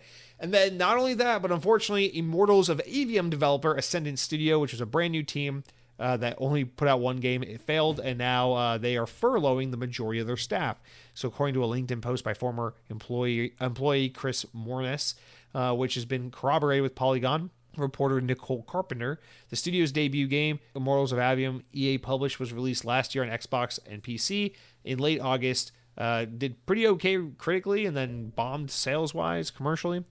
And apparently this game is really good, so I feel bad about this. This is a game I actually really wanted to play. It's kind of on my backlog, and feel bad for all the people who are now furloughed. So they can't get benefits, they can't get severance, but they're not getting paid, and they don't not have a job, but they don't really have a job. So this is kind of the worst. So thoughts with all of those guys. Thankfully, that's it for all the layoffs. There's no more after that to discuss, although that is too many layoffs already. But we have a couple of quick ones to rattle off as we go through the last of these small news stories. Going back to Blizzard for the third time today, Blizzard has said that they are still in discussion to bring a console version of World of Warcraft one day. Going back to that same VGC interview with Holly Longdale, the VP says when asked about a console version of the game, of course we are still talking about it. We're gamers. I don't think anything is outside the realm of possibility, but we don't have anything to talk about right now. So really not much to say there, but maybe one day that happens. I don't know. I'll keep following that story. Next up, Grounded has received its final major update to coincide with its release on Nintendo Switch and PlayStation 5. Yes, this is the one I said we would get to later in the show. PS4 and PS5 and Switch. The game is out now. And the Fully Yoked update brings the game to version 1.4, which is a large helping of new content, features, and quality of life updates. One of the more notable additions is a new Game Plus mode. And the game is, of course, cross-play and everything, so now players will be able to play together with all this new content, and with this new Game Plus mode, instead of finishing the game, you'll have the option to enter an alternate dimension via a new Remix R device, which will allow you to remix the way you play with the R or whatever. I don't know. Next up, 2K is reportedly preparing to make a Mafia announcement, so that's according to ex-user Kurakasi, who has proven to be a reliable source of leaks. This year alone, this person has revealed Marvel 1943 Rise of Hydra, Marvel's Rivals, Metro Awakening, and Indiana Jones and the Great Circle. So it's safe to say that there's a good chance this leak is going to be a real thing. So way to follow up your layoffs with the announcement of a new game. I guess it's one way to do it. But finally, our last little note here. The April 2024 Xbox console update is rolling out now. The update adds new functionality to Discord, letting players disable certain effects using a toggle. It also adds new notifications that will allow players, if their OneDrive is running low on space due to a large number of game captures. It's pretty cool. A new restriction that allows users to block which devices can be used to install or uninstall games to, and which essentially means if enabled, only a primary account user will be able to delete content. That's probably really nice for a lot of parents out there. And alongside this update, the Xbox app on PC will also receive some changes, with Game Hub being rolled out across the Xbox app for PC to all players. The UI change allows players to track progress like achievements, time played, and other in-game metrics. You'll also be able to see your friends' activity and stats from the page. New content for games like DLC will be highlighted there too. So lots of new updates to look forward to, especially if you're on PC. And that's it for all of our news, you guys. We are officially at the end of the show, the best and last segment of the show, which is the comments, the shout-outs. You know how it works. YouTube.com. You head on over YouTube and type in Xbox On Podcast. Click on the latest episode of the podcast, not that weird UK official Xbox channel called Xbox On. It is Xbox On, the weird podcast that shows my old Xbox avatar from 2008 looking down like a little emo boy. That's the podcast you want to click on. Hit subscribe while you're there. Don't forget to smash that fucking like button. Don't forget to absolutely defile that like button. And then click on the latest episode of the podcast and leave a comment. Say anything nice, anything mean, anything in between. It'll get you right on the show. Our first comment comes in from Parksy, who writes in, I put this as miscellaneous. It says, Jesse, quit being a lazy ass and set up your gal with an Xbox account. It's totally free to play Fortnite, so she wouldn't need to use your account to play. Let me just admit this. I've always played my Xbox alone by myself, so I just don't fucking know, okay? I've always had my Xbox in my bedroom growing up. It's been used by one account, which is just me, and I've never had to contend with the Xbox as some kind of like couples device or share device, so maybe I just don't know. I have Game Pass Ultimate, and I have an account on my Xbox. She has an account on the Xbox too. She does not have Game Pass, her own Game Pass subscription, but she has Game Pass, or she's able to use Game Pass, because it's on my console, whatever. When she wants to play Game Pass games or Call of Duty or whatever, it's no fucking problem. But when she plays, actually that's not true. When she wants to play something on my Game Pass, she can, and then I can also play the other Xbox upstairs or use my Logitech G Cloud, no problem. But when she wants to play a game that's like owned on the console, or no, that's not true. When she plays Game Pass, I can't use other consoles. When she plays Fortnite, I can't play other consoles. When she plays owned games that like I purchased and downloaded from the storefront, it's fine. So she plays Call of Duty downstairs on the Xbox Series X. I can be upstairs on the Series S and play Diablo IV, no problem. Because I'm using Game Pass, she's playing a game that's owned. But for some reason, if she's playing Fortnite, a game that's not Game Pass, it's just free to play, it doesn't let her, because I guess it reads that as we're both using my Game Pass Ultimate subscription to play online. So that's the problem. She can play.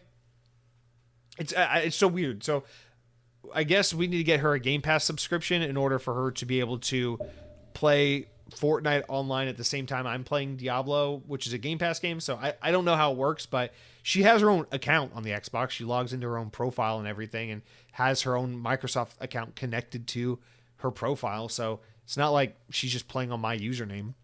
I don't fucking know. I'm a dumbass with these things, so I don't know what to say. But let's move on to your comments about Xbox's various woes and Hellblade and some other things that were talked about last week.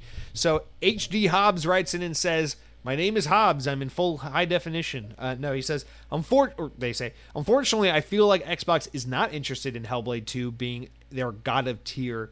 It's their God of tier. Their God of War. I was thinking like that tier of game. Not interested in Hellblade 2 being their God of War. It seems like they will be more than happy with the idea of Phil, Sarah, and Matt on a stage together, accepting some industry award, a feather in the cap that Xbox has desperately wanted, even if most gamers largely don't care about that sort of thing. H.D. Hobbs, I think this is a really astute observation and probably pretty true to some extent. The games industry can be a little fucking obnoxious and snooty. There's no doubt about that sometimes. And I wouldn't be surprised if that's maybe part of it, is that they look at Hellblade and they feel that huge sense of pride in the fact that it's not only a game that is largely praised for its narrative, creativity, and uniqueness, its profound story and atmosphere and character development, and all that the game features, but it's also a game that gets a lot of credit because of its willingness to tackle prevalent yet complicated and seldom discussed, modern social issues like mental health and in various kinds of mental disorders and things like that.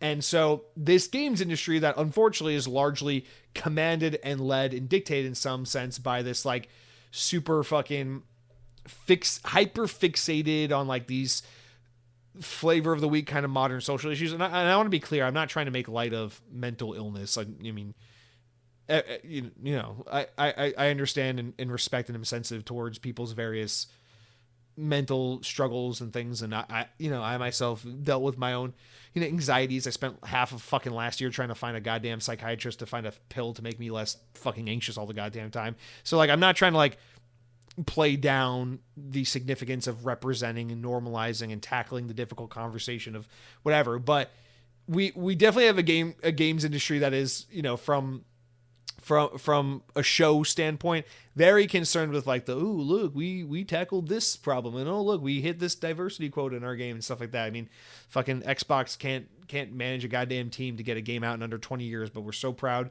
to retitle everyone as like they, them, he, his, her, whatever, and that kind of stuff. So I wouldn't be surprised if maybe this is one of those things where maybe Xbox is very proud of kind of like the social progression associated with Hellblade and what that kind of means, and how there's a lot of like that kind of grandstanding and like social superiority that they can kind of play over other people's heads. Like, oh, look, we have a game that deals with the struggles and the intricacies of mental health, and we're really proud of that. So we want to tout that around and really let the world know that that's one of our games and that we're responsible for funding and supporting and facilitating a game like that to exist. And so that's a great point. I would not be surprised if at all that is something that they're very keenly fixated on, and it is, again, one of those things that's for them.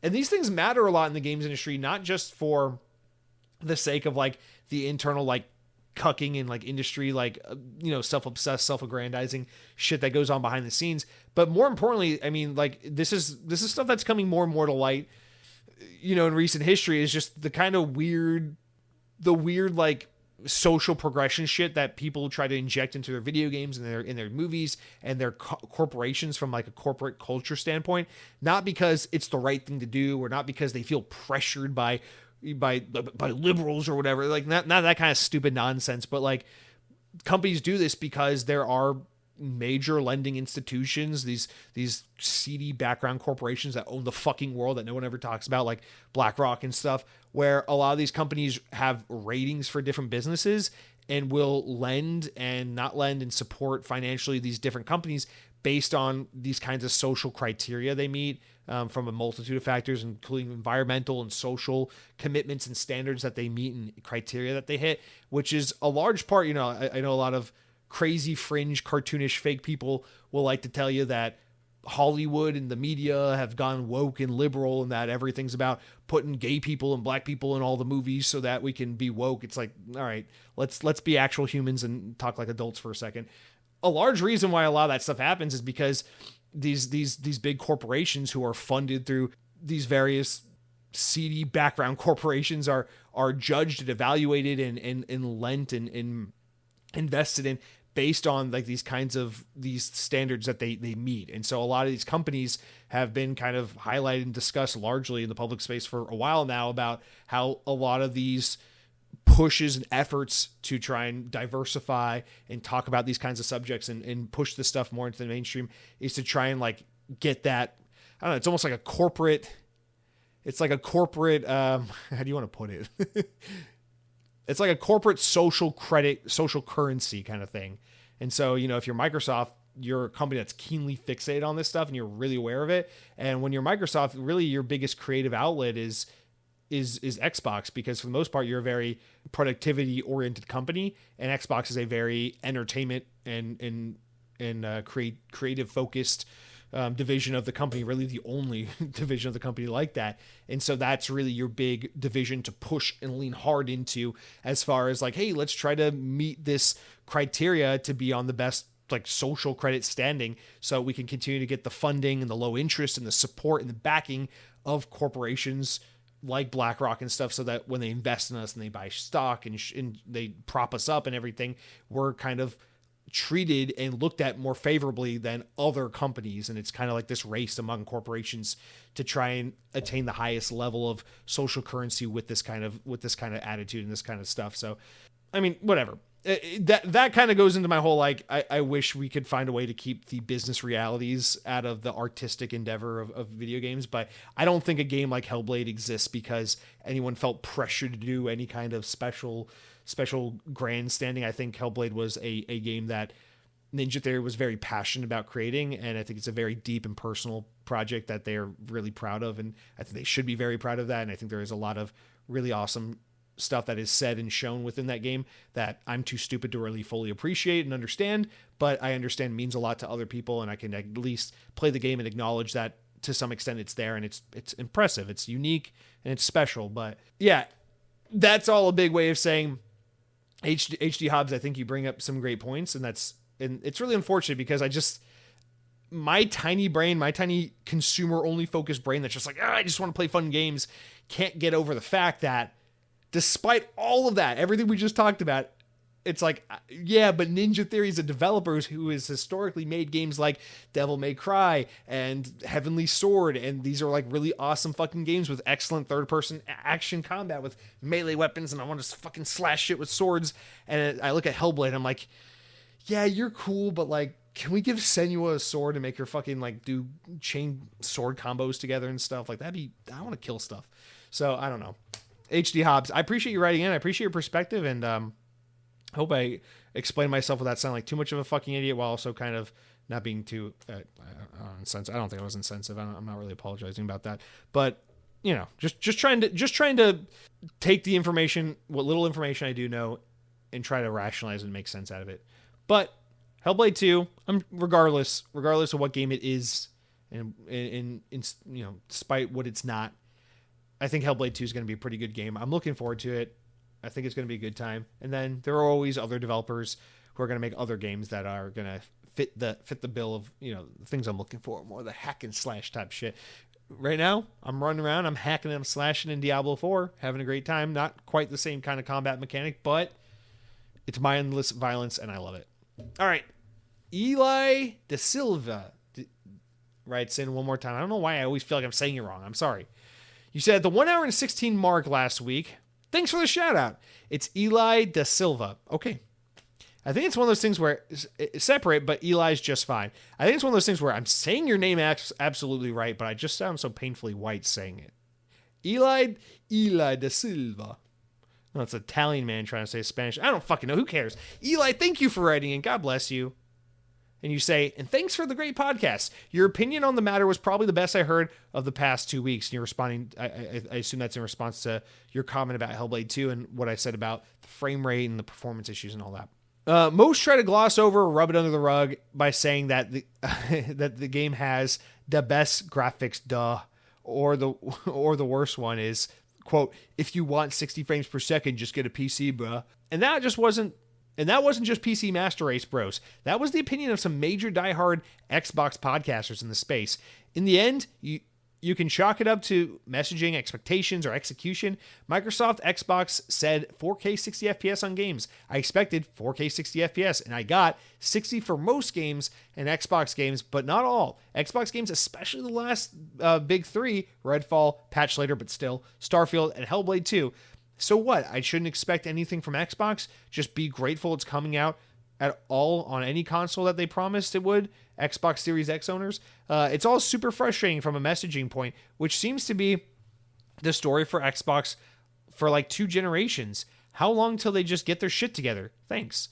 P.S. I was born and raised in South Florida around the Miami-Dade area, mostly Davie, and have been living in Rio de Janeiro, Brazil the last couple of years. So even though you're from Orlando, it still warms my heart hearing about Florida, food, and gaming a bit from someone there at home. Miss Orlando and the parks too. You're so lucky because you're going to be there day one when Nintendo World opens, whenever that happens. Also, can't wait for GTA 6 to come out. Play around inside fake Florida and fake Miami, Vice City. Though honestly, anyone from Florida could tell you it's not that far off from the real thing. The trailers made the keys look gorgeous. It's 30/60 FPS.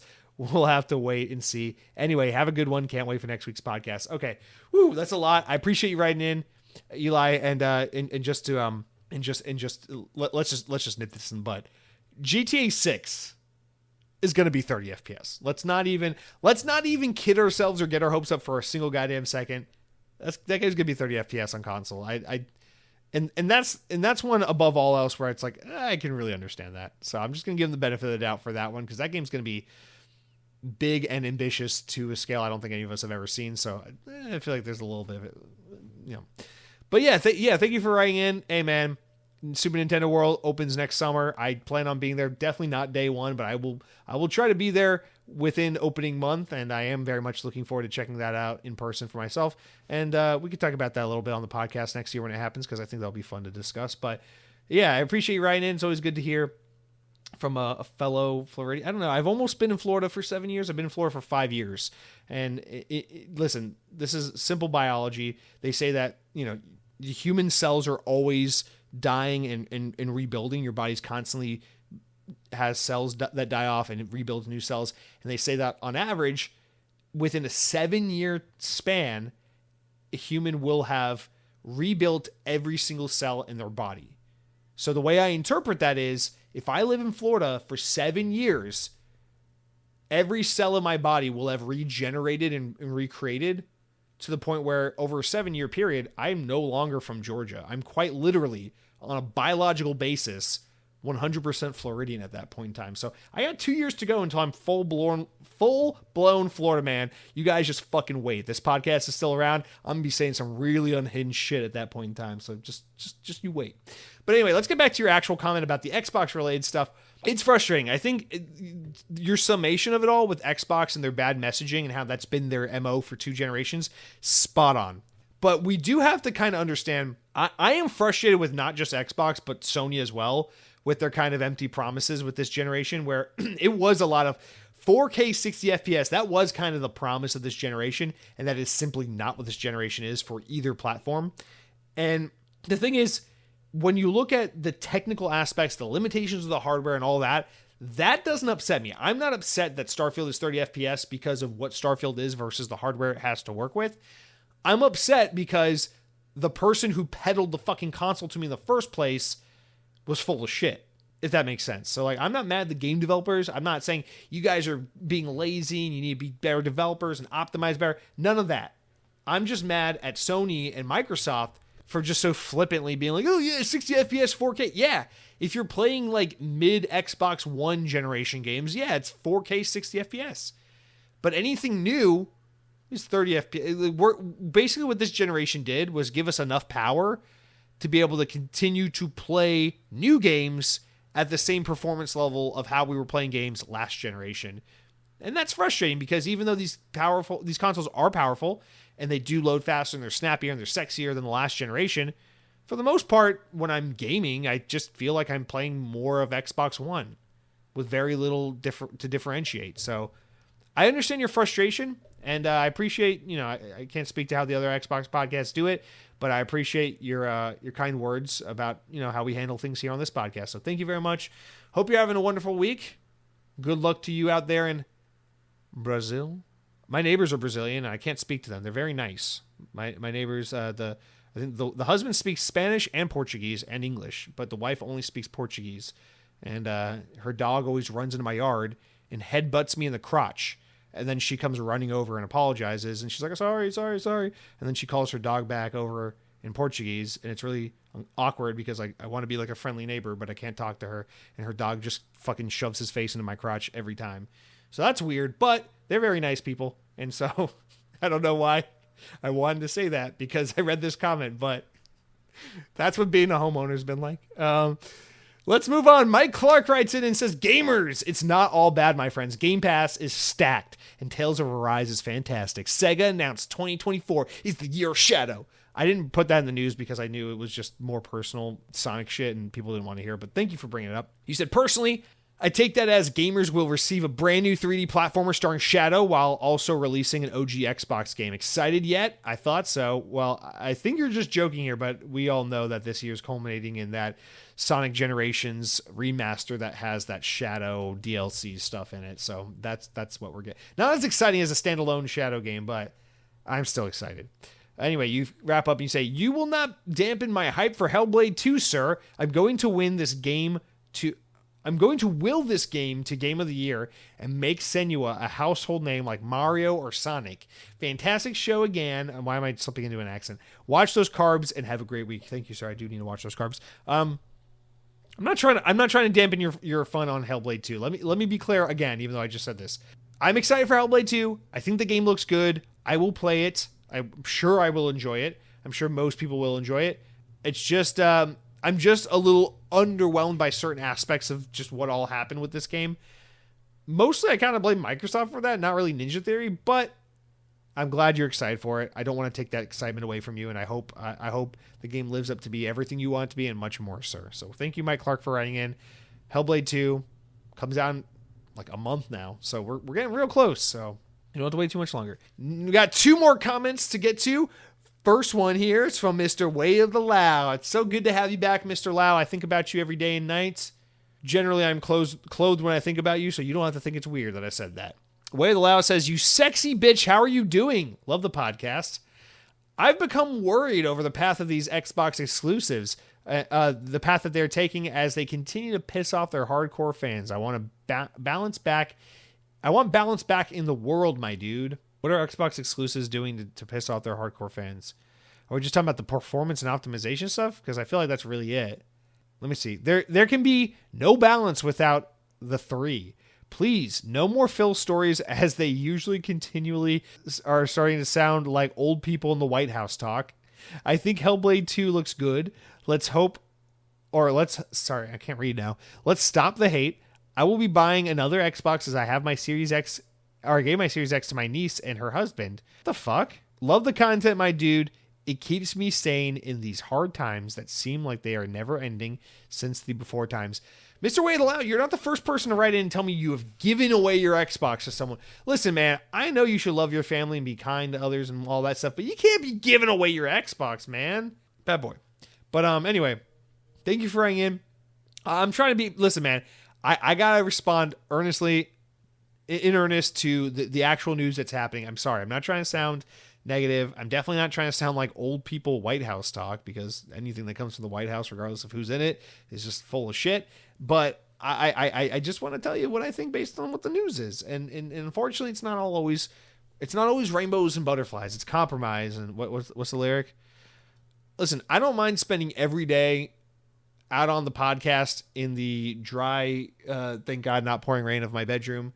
I look for the listener with a broken smile, and I ask him if he wants to stay a while, and I will talk about Xbox in food, and I will, and they will be loved. God, I hope that reference is caught by someone.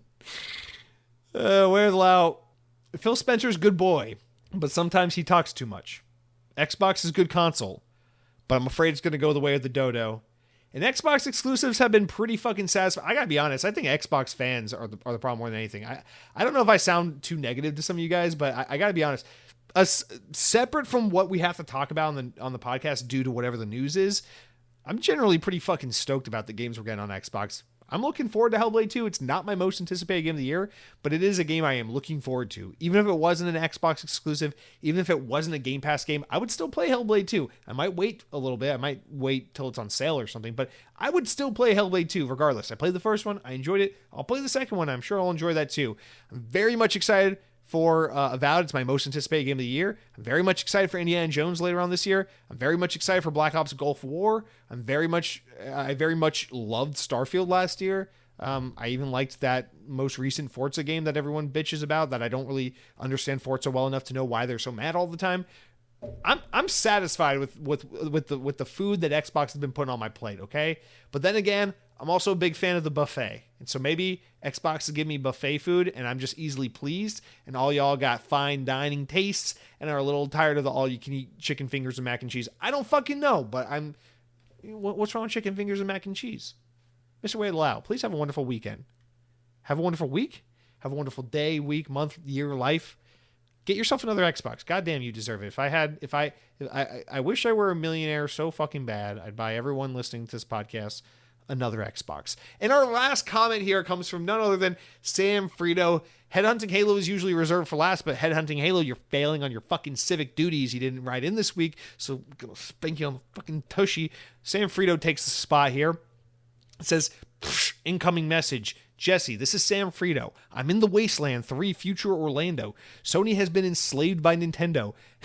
And we, Xbox On Militia, are fighting to help free Phil Spencer, who now leads Sony, from the giant robotic tarantulas that emerged from space Earth a month ago. Here is a pledge of 20 fucks fuck yous, or our future digital currency. Investment tip: buy stock in ramen, Hitler, Eisner. What the Ramen, Hitler, Eisner, and keep buying digital games. You can write it off on your taxes under the SSD Expansion Act. I love that. Be brave, Jesse. Only you can save our theme parks. End of message. Oh, damn, transmission ended. Thank you, Sanfrito. I love this comment so very much. I fucking love the SSD Expansion Act. Only I can... I love how we're on a quest to save Phil Spencer, but only I can save the theme parks. So am I going to break off and... Hey, guys, y'all go ahead and save Phil Spencer. I just got to get Horizons back in Epcot real quick. Give me a minute. Sanfrito, thank you for writing in. God bless you. You're a fucking gift to this earth and a national treasure. So thank you all for writing in. Thank you all for listening. And thank you all for the support. Last week, again, was impressive week as far as how the podcast performed. And I really appreciate it. It's always really encouraging when we get not only when we get to see all the familiar faces, but when we get some new faces as well. So I appreciate you all. Hope you have a wonderful week. Listen, Chinese buffet, good. Scones, good. Taxes were due 2 days ago. I hope you fucking did them. That's all for this week. Be kind, love one another, take care of your friends and family, eat delicious food. Don't give away your fucking Xbox unless you got another Xbox in reserve, because every home should have at least one Xbox. And until next week, stay safe out there in the wasteland and power your dreams.